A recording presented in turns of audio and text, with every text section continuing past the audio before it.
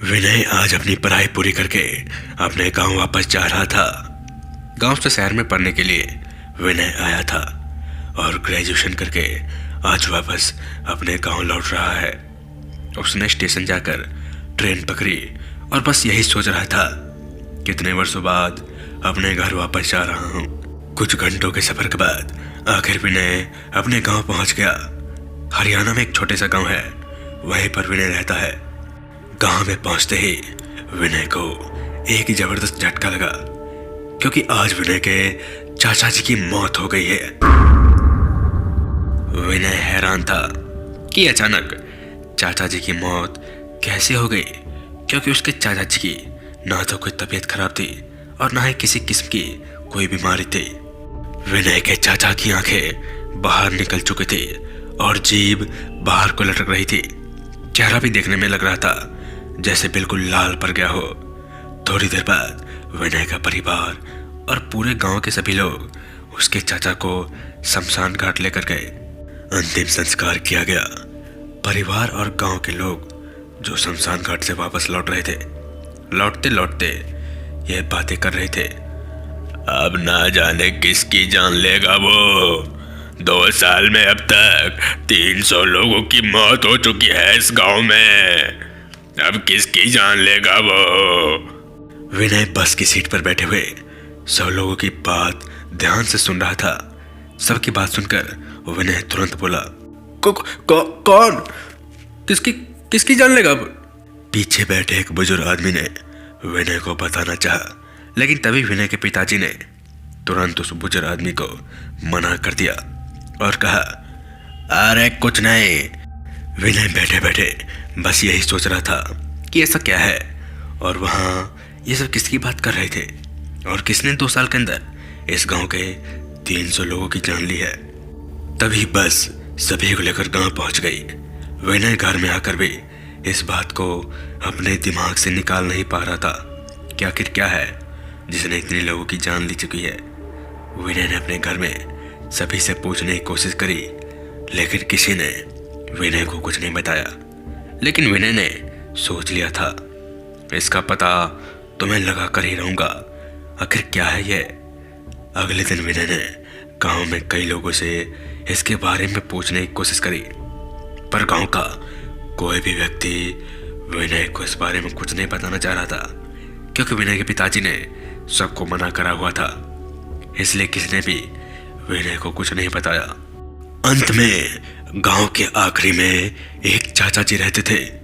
विनय ने उनसे पूछा तो उन्होंने आखिरकार उनको बता ही दिया। चाचा जी ने कहा, अरे इस गांव को शराब मिला हुआ है, वो शराब अब सबको बारी बारी से मार देगा, वो किसी को नहीं छोड़ेगा। अब सबकी मौत एक ही तरह से हो रही है, आंखें बाहर निकल जाती है, जीभ बाहर लटक जाती है और चेहरा बिल्कुल लाल हो जाता है और व्यक्ति की मौत हो जाती है। एक एक कर सबका नंबर आएगा। इन लोगों ने पाप किया है जिसकी सजा सब भुगत रहे हैं। उस चाचा ने बिना रुके ये सब बातें लगातार कह दी। उस चाचा की बातें खत्म होते विनय ने पूछा, कैसा शराब और क्यों मरेंगे सब? कौन है जो सबको मार रहा है? चाचा जी बताओ ना। लगभग 2 साल पहले गांव में सुरेश और सकीना की मौत हुई थी, उसी का खामियाजा भुगत रहे हैं। दरअसल आज से 2 साल पहले इसी गांव में रहने वाले सुरेश और सकीना प्यार करते थे। दोनों अलग अलग धर्म के थे, इसलिए गांव के लोगों ने दोनों को समझने की कोशिश करी। गांव में माहौल भी बहुत तनावपूर्ण हो रहा था।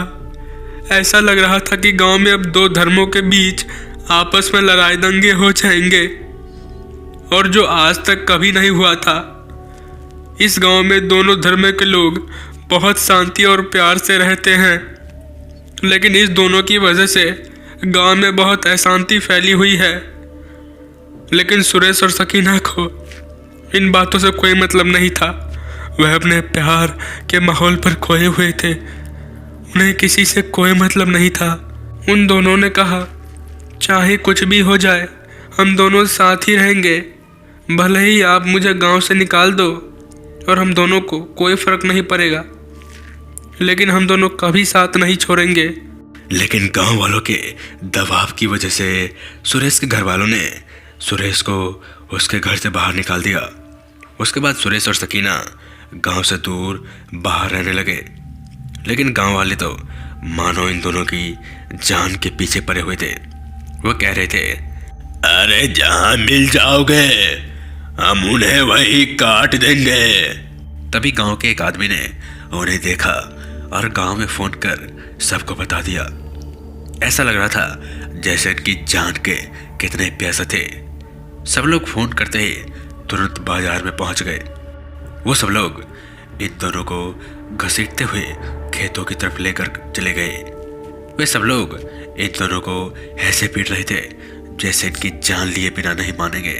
खेतों में कोई डीजल का भरा हुआ डब्बा लेकर आया और उन दरिंदों ने सकीना और सुरेश को एक साथ लिटाकर दोनों को पूरा डीजल उछेड़ दिया और दोनों को वहीं तड़पते हुए जला दिया। तभी सुरेश ने मरते मरते कहा, अब हम दोनों को मार रहे हो और हमारा श्राप है, इस गांव में किसी को नहीं छोड़ूंगा, किसी को नहीं, मार दूंगा। उसके 2 महीने बाद ही गांव में मौत का तांडव शुरू हो गया। जिसने उन दोनों की जान ली थी, एक एक करके सबको वो मार रहे थे।